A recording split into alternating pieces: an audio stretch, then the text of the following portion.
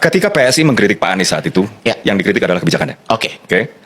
Dan ketika kami mengkritik kebijakannya, Ya. itu kami lakukan melalui jalur-jalur formal. Oke. Ya.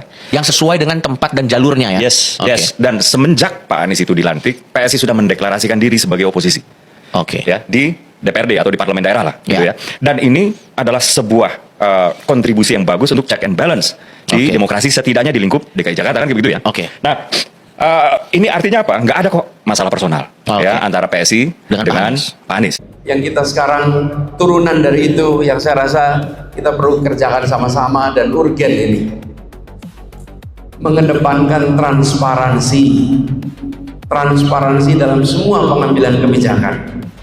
Transparansi itu akan memastikan rakyat hadir mengawasi. Transparansi itu memastikan negara bisa menunjukkan kepada rakyat apa saja yang dikerjakan. Transparansi ini kunci. Kalau ada transparansi, maka kita semua bisa bicara dengan data. Dan pemerintah pun ketika menjelaskan kebijakan menggunakan data. Jadi, transparansi ini harus dikembalikan Bapak sekalian. Karena hari ini kita menyaksikan banyak kebijakan dibuat yang kita tidak tahu prosesnya. Kita tidak tahu prosesnya. Tahu-tahu muncul sebagai kebijakan. Dan ini PR yang mendasar. Yang ketiga yang saya sampaikan di sini adalah kembalikan meritokrasi di dalam pemerintahan dan kehidupan bernegara. Posisi diberikan pada yang berprestasi, bukan diberikan karena koneksi. Dan kita tahu banyak sekali hari ini diberikan tanggung jawab bukan karena kompetensi, bukan karena prestasi, tapi karena koneksi. Kapan negeri ini maju kalau tugas-tugas publik diberikan kepada orang-orang yang kompetensinya tidak nyambung, apalagi kompetensinya di bawah standar, diiringi dengan koneksi yang kuat. Akhirnya negara tidak bekerja untuk kepentingan publik, tapi negara bekerja untuk kepentingan koneksi-koneksi yang ada. Anak muda ini tumbuh dalam sistem yang sudah kehilangan teladan moral. Tiap hari anak-anak muda menyaksikan politik bukan sebagai ruang gagasan, tapi ruang transaksi dan ruang atraksi.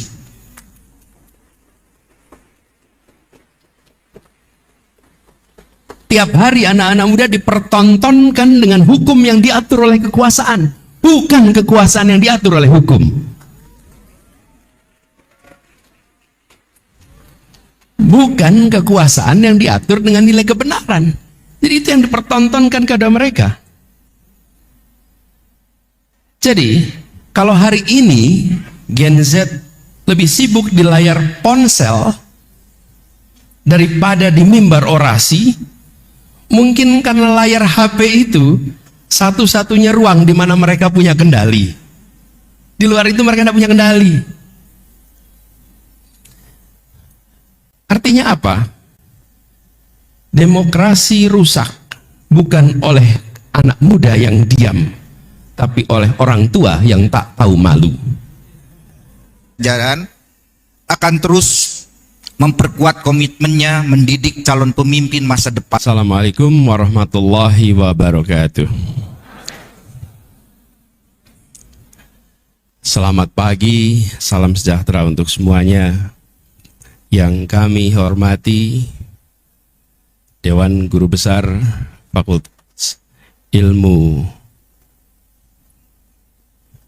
Sosial Politik Universitas Pajajaran, wabil khusus Bapak Dekan Profesor Dr. Muhammad Beni Alexandri dan seluruh jajaran pimpinan.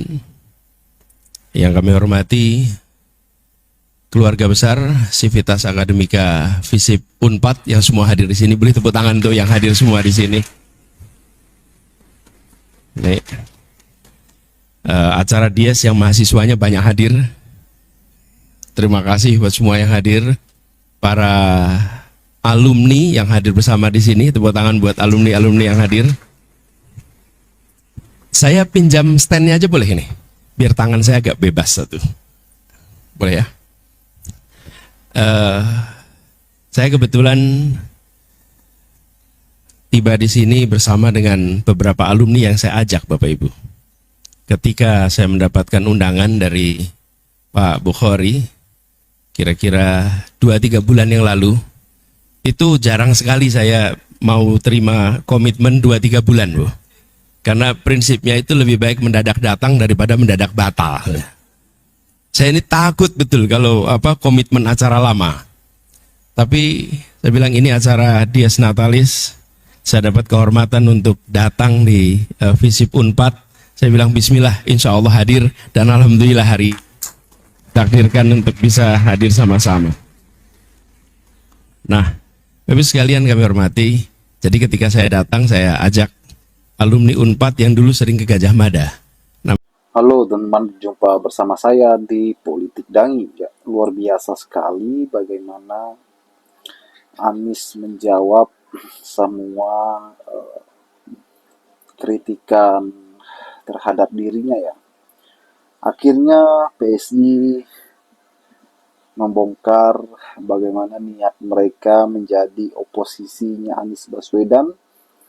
Itu semenjak Anies menjadi gubernur Jakarta tahun 2017 ya, dan itu sudah sangat lama teman-teman. Namun hal yang mengejutkan adalah PSI sebagai partai oposisi kala itu bahkan sampai sekarang malah mendapat efeknya kan, bagaimana ia tidak lolos menjadi partai yang masuk ke dalam Senayan, artinya tidak lolos ya, mendapat suara di DPR RI teman-teman. Kalau nggak salah suaranya kemarin 2, berapa gitu ya. Ya itu adalah sebuah kekalahan yang menyakitkan bagi PSI. Padahal mereka sudah ketua umumnya adalah anak presiden kala itu ya. Kemudian Jokowi juga masih aktif di sana waktu itu. Namun tidak mendongkrak, tidak membuat PSI jauh lebih baik, ya kan? Itu membuktikan bahwa kurangnya kerja keras ya, karena mereka lebih kuat untuk mengkritik ya. Dan apapun itu ya sudah berlalu teman-teman. Kali ini Anies menatap masa depan ya. Anies membuka lembaran baru bagaimana 2029 akan diraih ya. Saat ini Anies fokus membuat partai, konsolidasi bersama dengan relawan, para pendukungnya, dan membuat gebrakan-gebrakan baru, gebrakan hebat ya di 2029 nanti. Partai Anies Baswedan ya yang akan launching 2026 nanti ini menggemparkan pastinya. Bagaimana gerakan rakyat Anies Baswedan akan mengalahkan PSI di kancah nasional di pemilu 2029 nanti teman-teman. Ya saya yakin bahwa partai Anies ini jauh lebih hebat, jauh lebih cepat berkembang daripada PSI yang mengandalkan nama besar presiden kala itu dan anak presiden ya.